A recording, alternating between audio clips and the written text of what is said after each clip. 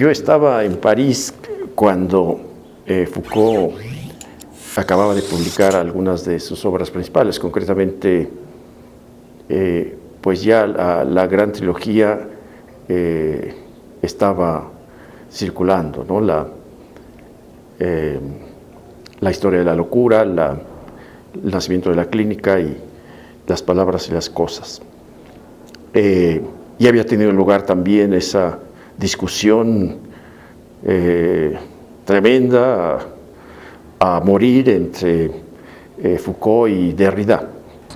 Puedo contestar como académica, pero te puedo contestar cuando fui estudiante, que fue cuando conocí realmente el pensamiento Foucaultiano. A mí en particular, ese pensamiento de Foucault me permitió pensar en formas de dominación y en formas de resistencia a nivel de la práctica discursiva, a la capacidad de innovación del discurso, más allá de las marcas que la institución, en este caso académica, la universidad, la Facultad de Filosofía y Letras, me había impuesto en el pensamiento en general. Estamos hablando de la segunda mitad de los años 70. Hasta los años 80, aquí por lo menos, digamos, yo de entrada, cuando comencé a dar introducción a la filosofía, digamos, yo di las palabras y las cosas, o el orden del discurso, todavía sin traducir, creo, en 75, en la Facultad de Filosofía, sin preocuparme si ya había sentado sus reales el pensamiento de Foucault aquí en la facultad o no. Digamos, a mí me parecía que había que presentar esos elementos justamente para introducir a la filosofía, para pensar la filosofía, para preguntarse incluso qué es lo que se hace en filosofía y ya, digamos, ¿no? Ahora, creo que la evolución de esta inserción de Foucault aquí en la facultad y luego posteriormente en otras facultades y en el país va muy de la mano en ese tiempo con Althusser, con la lectura, la ampliación, el debate en torno a Althusser y el estudio de Althusser.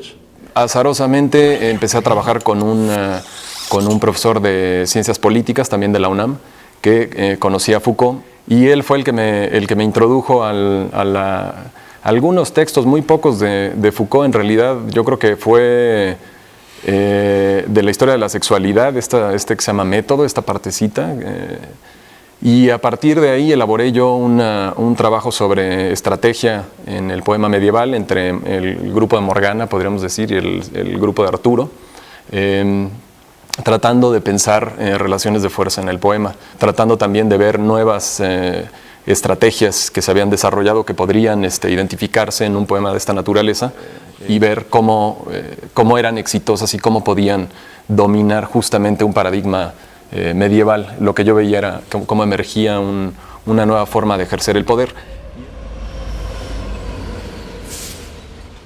El pensamiento marxista trae a Foucault y en efecto aquí se ha dado un debate amplio, creo que sigue todavía, si Foucault es marxista o no, o por lo menos en un momento se dio hace 5 o 6 años, que, bueno, de cualquier manera, aún si Foucault en alguna entrevista dijo, bueno, todo lo que yo he hecho es en una perspectiva marxista, no es que yo tenga que citar en cada página El Capital, pero yo trabajo si se ve como un nuevo trabajo sobre la historia, o una nueva visión de la historia, o nuevos dispositivos para analizar la historia, todo lo que yo trabajo lo trabajo en la perspectiva de Marx. Entonces en eso era muy, digamos, se daba de manera natural la cercanía o el caminar juntos, primero por pensar la historia de otra manera, digamos, pensar la historia en lugar de historia de la razón, pensar la historia de ciertas rupturas o la historia de las revoluciones, digamos, en Althusser, ¿no? O la historia de la lucha de clases, si se quiere, de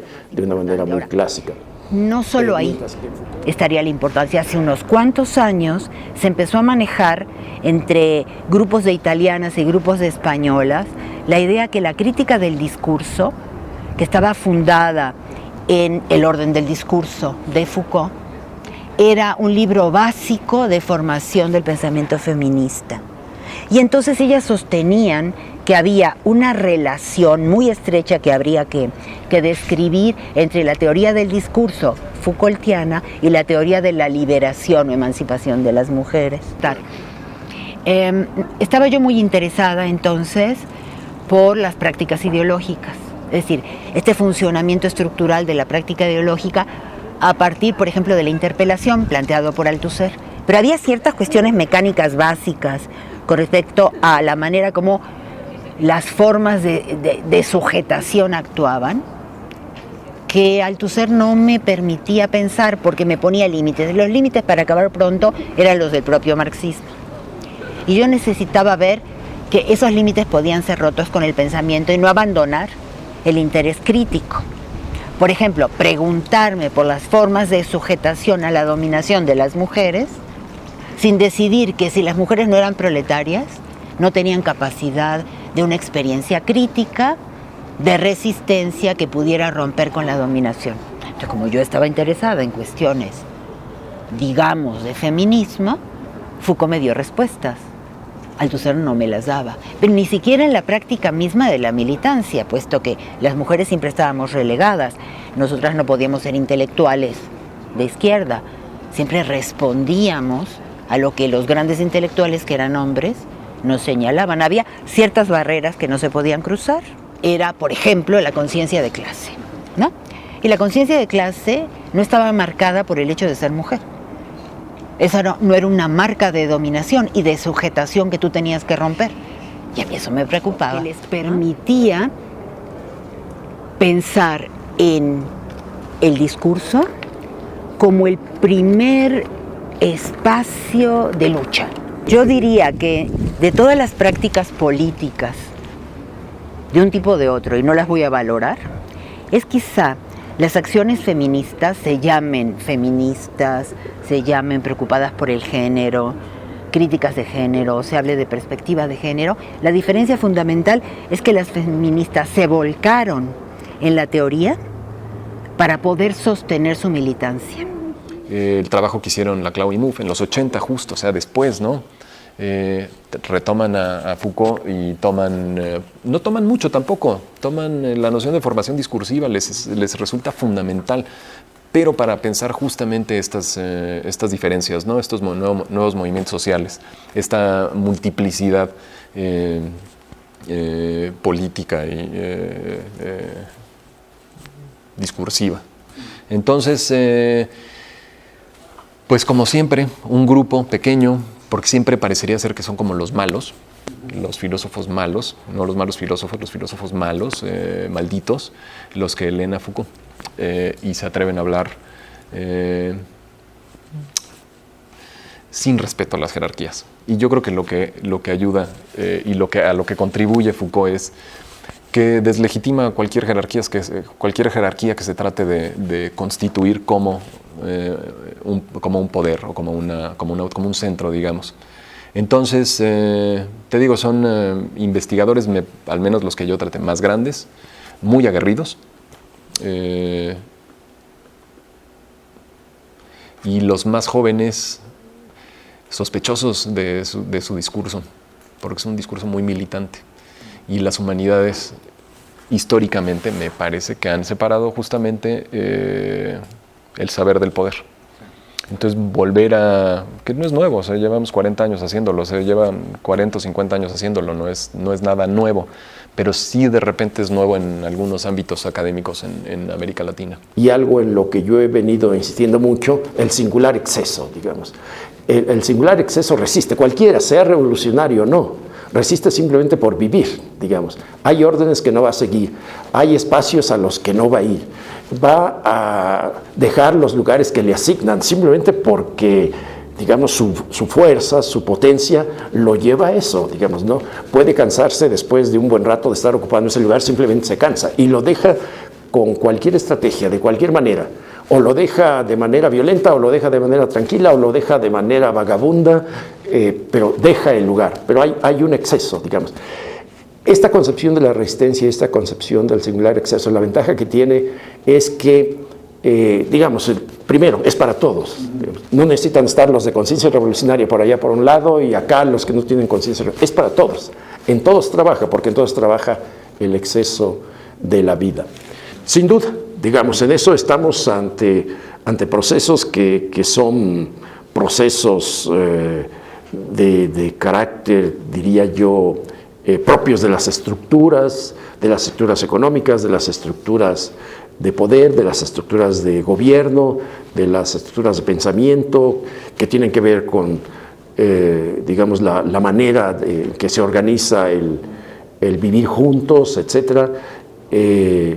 Y entonces, en ese sentido, se puede decir que la filosofía de Foucault, al lado de la perspectiva marxista, que finalmente queda muy abstracta todavía en cuanto a la acción diaria, la perspectiva de Foucault vino a dar no solo unas herramientas de análisis para lo que sucede a diario, sino también herramientas para cierto tipo de acciones, digamos.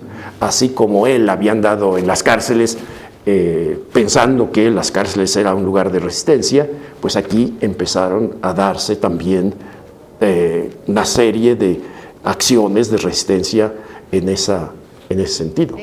Hay crítica en el ejercicio de la práctica artística, ¿no? Buena parte de los artistas ejercen una crítica frente a la idea de la creación. ¿Qué es la creación? Y ellos prácticamente dan respuestas. Ahí esto es evidente. Hay también crítica en las acciones de los movimientos sociales, de ciertas formas de organizar la vida en común de la gente para perseguir ciertas cuestiones, para oponerse a otras, simplemente para resistirse y ejercer otra forma de vida, donde no sea doloroso ejercer tu forma de vida para la que estás condenada, por ejemplo, como víctima, como mujer, como indígena, etc. Ahí también hay acciones de la crítica que no requieren un vocabulario filosófico, porque ellos proponen un discurso determinado, proponen formas de argumentación que están ahí, que nos pertenecen por igual porque están en el lenguaje, ¿no? Y que podemos, eso sí, desde la filosofía sacar de su contexto y darle un formato más o menos abstracto. Ahí te señalo dos debates, uno más político, más sociológico, más histórico, y el otro que tiene que ver con la estética. Ambos están emparentados, pero ahí, y es de actualidad, se discute la arqueología de los medios. Si uno busca los libros que ahora vuelven a citar a Foucault, están ahí, ¿no?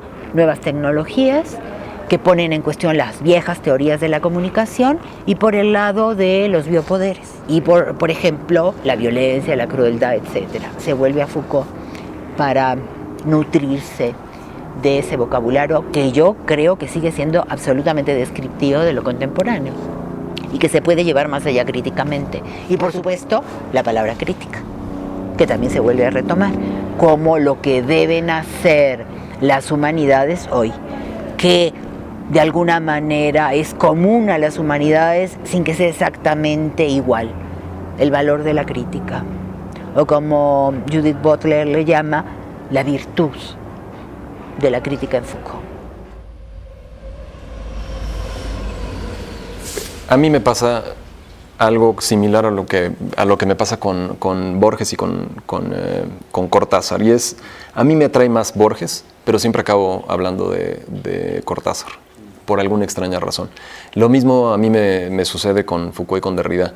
Me atrae más Foucault y siempre acabo hablando de Derrida. Hay algo también en Derrida profundamente radical en el cuestionamiento del lenguaje, con el que uno se topa. O sea, trabajas tu análisis del discurso, haces tu análisis muy arqueológico, genealógico, y te enfrentas al lenguaje. Y ahí es donde a mí me aparece Derrida, para cuestionar justamente, para desmontar mi propio discurso. Porque aquí hay que aclarar que Foucault es inseparable de la configuración de filósofos, tanto de los que tú has llamado filósofos de la singularidad, que me parece una buena determinación, una buena calificación, una buena especificación de los tres, de Foucault, de Deleuze y de Derrida, pero es inseparable de Althusser, para comenzar, Foucault. De Derrida, independientemente de las diferencias que tienen entre ellos, de Deleuze, desde luego, Deleuze y Derrida son muy cercanos, pero también de otros. Yo pienso en Lacan, por ejemplo, y por último de Blanchot. Naturalmente por ahí también pasa, quizá un poco más lejano, pero también pasa por ahí Lyotard y algunos de los que posteriormente van a estar en este debate que nunca se dio sobre la posmodernidad. Creo que sería posible siempre y cuando este pensamiento de la singularidad pudiera argumentarse, obviamente recurriendo a otras nociones, no solo la de singularidad. Por ejemplo, la de esta fuerza de la diferencia, de la invención de uno mismo, a partir de la relación con el discurso.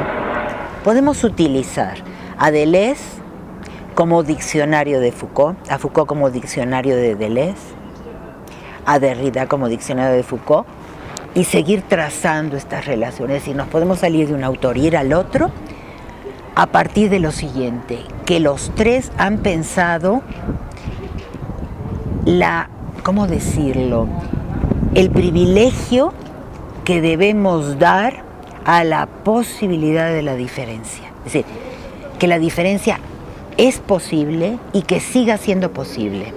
La diferencia como mutación, como transformación en el devenir, como el saludo al azar, a la entrada del azar o los azares del discurso y de la práctica y de las acciones y de la invención de los individuos. Y creo que los tres en ese sentido han contribuido a su manera, cada uno de ellos, y dentro de un discurso específico, a hacernos pensar en este valor de la diferencia y del pensamiento diferencial. Yo diría que más que por pensar la especificidad del análisis Foucaultiano al contexto europeo y francés sobre todo, lo que está detrás de eso, que es el celo por defender lo latinoamericano, ¿sí? Darle a Latinoamérica un pensamiento propio, que no dependa justamente del europeo. Yo creo que pasa, digamos, por lo menos aquí en México, y si se ve cómo se dispersa el pensamiento, cómo se disemina, digamos que va a las facultades de las universidades de los estados, va a Puebla, bueno, incluso Historia y Sociedad desde un primer momento se interesó en Foucault y quiso tener alguna visión acerca de él. Creo que diversas universidades de provincia también entraron temprano en esta línea. Precisamente no sé si a partir de la misma distribución editorial o a partir de algunas pláticas con profesores de la facultad.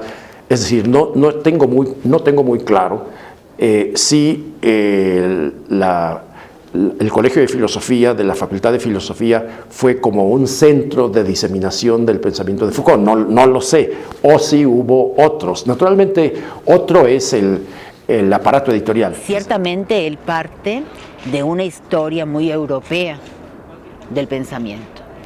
El problema es que en nuestras universidades lo que se enseña es parte de esa civilización occidental que nos viene de Europa. No cuestionamos los supuestos sobre los que descansa. Un autor que se atreve a poner en cuestión los supuestos sobre los que descansa su propio saber europeo o eurocéntrico nos viene muy bien, porque nos ayuda a distinguirnos, a establecer esta distancia necesaria, que es una distancia crítica, porque te desujeta, te haces de otra manera. Por otro lado, yo creo que es inevitable pensar y seguir pensando América con Europa. No veo la manera, ni siquiera después de los procesos de independencia en el siglo XIX, que uno pueda dejar de pensar en los estados nacionales y en el uso, por ejemplo, en la definición de los territorios. Se ha tratado de hacer una investigación similar utilizando justamente los procedimientos que desarrolla sobre la marcha y sobre la investigación Foucault en México para hablar sobre las prisiones, por ejemplo, o sobre la educación o sobre los procesos formativos en las instituciones, como pues, tenemos las instituciones pedagógicas o la institución de la escuela, la institución de la prisión, la institución del militar, la institución de la fábrica. Lo que producen aquí es también el descubrimiento de la especificidad de otros y de otra historia.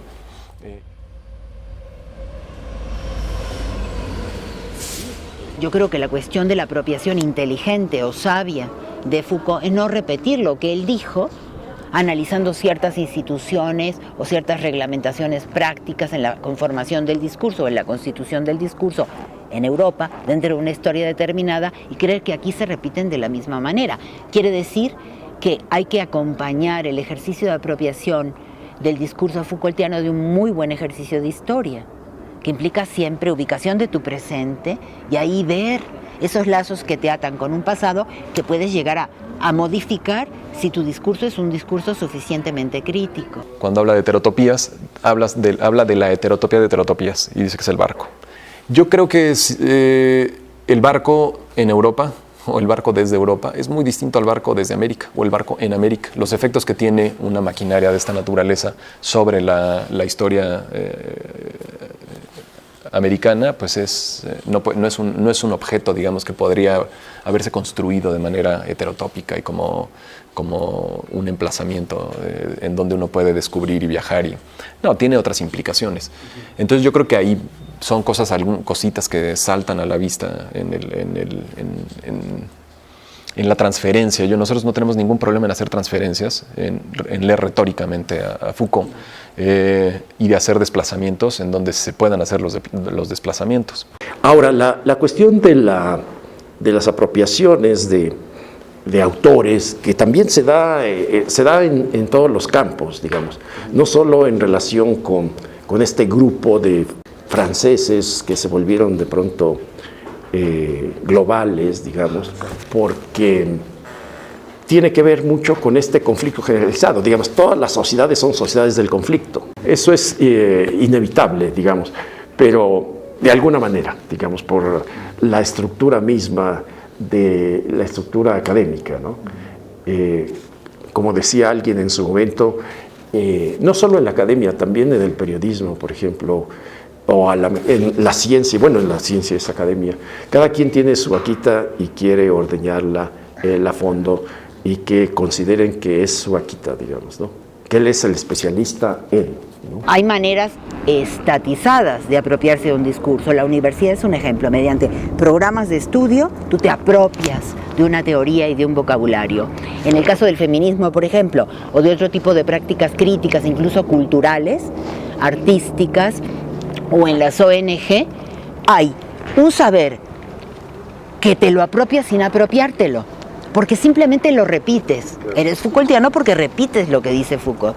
Si no luchas contra esto de una manera crítica, no te puedes apropiar de lo que llamaríamos la vocación crítica del discurso Foucaultiano, que no es aprender a repetir de memoria lo que dijo Foucault, por Dios, y que los alumnos también lo aprendan a repetir tal cual, y que dijo en tal página, de tal obra y tal año, ¿no?